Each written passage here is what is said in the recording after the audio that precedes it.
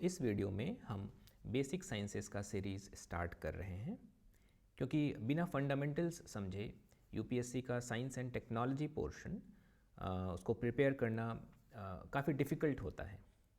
तो आज हम समझेंगे कि बेसिक साइंसेस का रोल यूपीएससी के साइंस एंड टेक्नोलॉजी में क्या है। Why basic sciences, basics matter क्यों करता है। ऐसा मैंने देखा है, बहुत सारे एस्पिरेंट्स डायरेक्टली करंट अफेयर्स पढ़ना स्टार्ट कर देते हैं। For example concepts like artificial intelligence, space technology, biotech etcetera, ये सारे कॉन्सेप्ट्स वो डायरेक्टली पढ़ना स्टार्ट कर देते हैं, लेकिन उनके पीछे का जो बेसिक साइंस है वो क्लियर नहीं होता है उन लोगों को। इस वजह से इन एस्पिरेंट्स को साइंस एंड टेक्नोलॉजी काफ़ी बल्कि लगने लगता है और कंफ्यूजिंग भी लगने लगता है। So many aspirants they have week fundamentals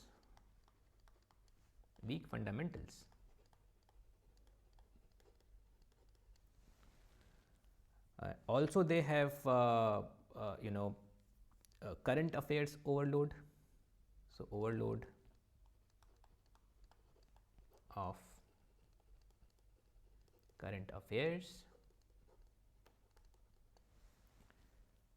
and they follow memorization approach. So उनका अप्रोच क्या हो जाता है, मेमोराइज करने का।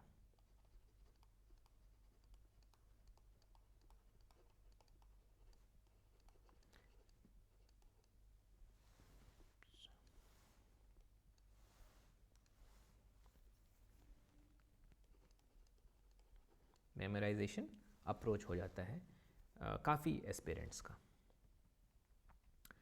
बट हमें ध्यान रखना है, यूपीएससी जो है वो आपसे फैक्ट्स नहीं पूछता। यूपीएससी आपसे अंडरस्टैंडिंग, जो कॉन्सेप्ट है उसका अंडरस्टैंडिंग एक्सपेक्ट करता है। इसका मतलब ये है कि हमेशा जो है हमारा फोकस अंडरस्टैंडिंग पार्ट पे होना चाहिए। हमें फोकस कहाँ रखना है, अंडरस्टैंडिंग पे फोकस रखना है, और मेमोराइजेशन पे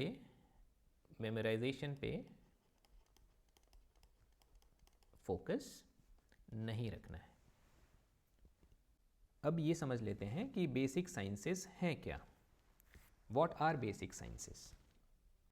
तो जब हम बेसिक साइंसेस की बात करते हैं तो मेनली 3 सब्जेक्ट्स आते हैं, और वो सब्जेक्ट्स हैं फिज़िक्स,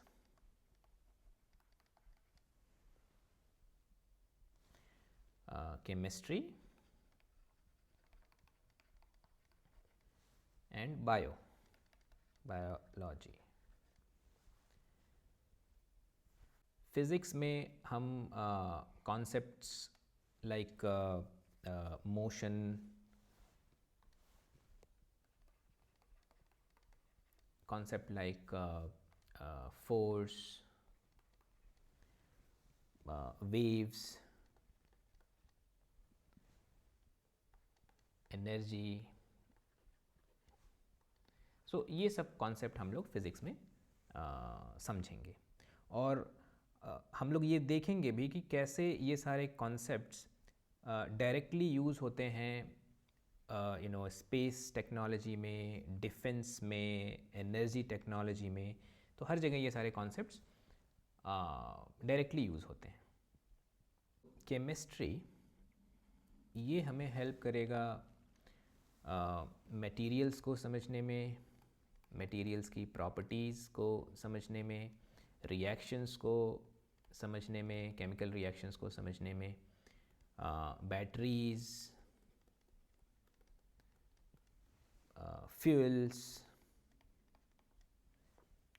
इवन एक्सप्लोसिव्स। तो इन सब चीज़ों को समझने में केमिस्ट्री हेल्प करेगा। बायो से हमारे जो लाइफ के या लाइफ साइंसेस के जो फंडामेंटल्स हैं वो क्लियर होंगे। फॉर एग्ज़ाम्पल हम लोग सेल्स की स्टडी करेंगे। इनफैक्ट सेल के अंदर जो सेल ऑर्गेनेल्स हैं उनके बारे में समझेंगे, कैसे वो एक दूसरे से कोऑर्डिनेट करते हैं वो सीखेंगे, डीएनए क्या होता है, डीएनए का भी बेसिक्स जो है वो सीखेंगे। और जब ये सारे जो बेसिक्स हैं इनको समझ लेंगे तो फिर इनका एप्लीकेशन कैसे होता है वैक्सीन बनाने में, है ना,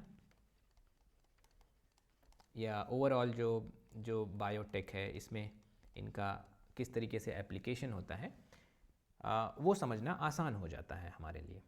तो ये है बेसिक साइंसेस, फिज़िक्स, केमिस्ट्री और बायोलॉजी। इसकी स्टडी हम लोग इस सीरीज़ में करेंगे।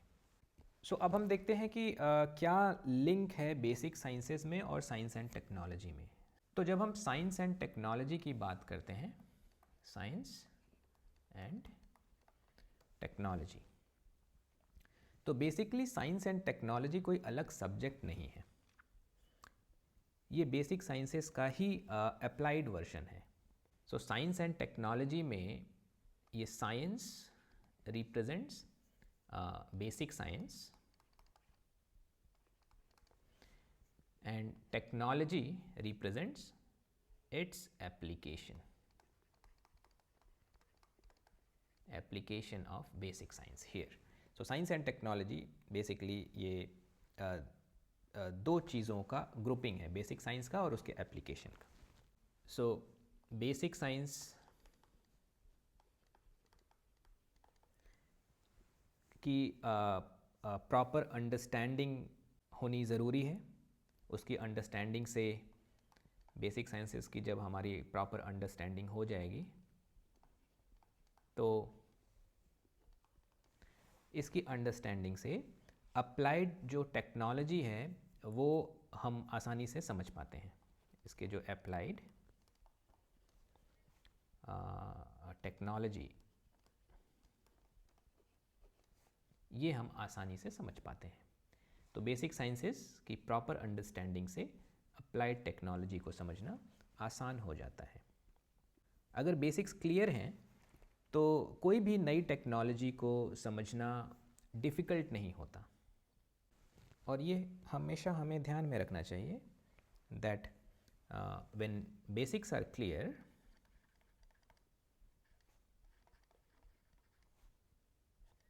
Then we don't have to worry, है ना। सो फियर जो है वो कम हो जाता है, less fear, basics clear, less fear. और ये हर जगह एप्लीकेबल है, हर एक सब्जेक्ट में एप्लीकेबल है। अगर आपके बेसिक्स क्लियर हैं तो डर कम लगता है। बेसिक साइंसेस का एग्ज़ाम में रेलेवेंस क्या है वो भी पता होना चाहिए। तो यूपीएससी अक्सर ही जो क्वेश्चंस आते हैं यूपीएससी में वो अक्सर इनडायरेक्टली बेसिक साइंसेस को टेस्ट करते हैं। क्वेश्चंस टेक्नोलॉजी पर होते हैं बट उनका जो आंसर है वो बेसिक्स या फंडामेंटल्स से ही आ जाता है। So for example question may be working principle पे क्वेश्चन पूछ लिया गया, किसी टेक्नोलॉजी के वर्किंग प्रिंसिपल पे क्वेश्चन पूछ लिया गया। अगर वर्किंग प्रिंसिपल पे क्वेश्चन आ गया सो वो बेसिक्स से ही या फंडामेंटल्स की क्लैरिटी से आप इसको आंसर कर सकते हो। अगर एप्लीकेशन पे क्वेश्चन आ गया तो ये भी उसी से फंडामेंटल्स क्लियर होंगे तो हो जाता है आसानी से। या अगर किसी टेक्नोलॉजी का इम्पैक्ट पूछ लिया गया तो ये सारी चीज़ें बेसिक्स से ही क्लियर हो जाती हैं। इसलिए अगर आप फिज़िक्स, केमिस्ट्री और बायो के जो फंडामेंटल्स को अच्छे से समझ लेते हैं तो प्रीलिम्स और मेंस दोनों मैनेजेबल हो जाते हैं। सो फिर ये सीरीज़ क्या करने वाला है, हम इस सीरीज़ में क्या करने वाले हैं, what are we going to do in this series. इस सीरीज़ में हम step by step physics, chemistry और बायो के बेसिक्स कवर करेंगे और सिर्फ उतना ही कवर करेंगे जितना यूपीएससी के लिए रिक्वायर्ड है। बहुत ज़्यादा डेप्थ में या बहुत डिफरेंट काइंड ऑफ टॉपिक्स पे नहीं जाएंगे, सिर्फ जो रिक्वायर्ड है हमारे लिए उतना ही कवर करेंगे यहाँ पे। So required basics only, required basics only, यही कवर करेंगे। सो दैट कोई एक्स्ट्रा ओवरलोड एस्पिरेंट्स पे ना हो, टू अवॉइड एक्स्ट्रा या नो एक्स्ट्रा ओवरलोड। और लास्टली इस सीरीज़ में हमें एग्ज़ाम ओरिएंटेड क्लैरिटी मिलेगी, एग्ज़ाम ओरिएंटेड क्लैरिटी मिलेगी इस सीरीज़ में हमें। तो नेक्स्ट वीडियो में हम स्टार्ट करेंगे chemistry basics for UPSC science and technology. Next we are going to start